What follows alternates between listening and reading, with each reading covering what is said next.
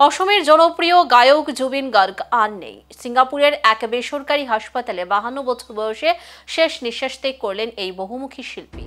অসমের জনপ্রিয় গায়ক জুবিন গার্গ আর নেই।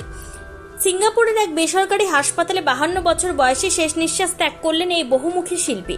ভিও সূত্রের খবর অনুযায়ী নর্থ ইস্ট ফেস্টিভ্যালে অংশ নিতে সিঙ্গাপুরে গিয়েছিলেন জুবিন।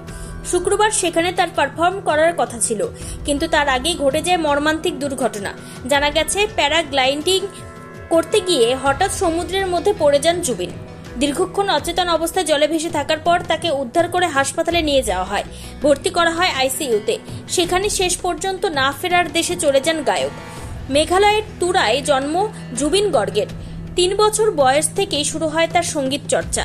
মায়ের কাছেই প্রথম গান শেখা। 1992 সালে পেশাগত গায়ক হিসেবে আত্মপ্রকাশ করেন।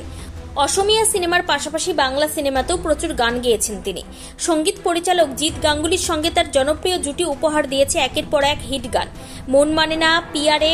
বলিউডে প্রীতমের হাত ধরে গ্যাংস্টার ছবির ইয়া আলী গান তাকে পৌঁছে দেয় জাতীয় খ্যাতির শিখরে। আর সারা দেশ জুড়ে ঝড় তোলে সেই গান। তবে জনপ্রিয়তার পাশাপাশি নানা সময় বিতর্কও ঘিরে ধরেছিল জুবিনকে। নেশাগ্রস্ত অবস্থায় মঞ্চে গান গাওয়া নিয়ে সমালোচনায় জড়িয়েছিলেন একাধিকবার।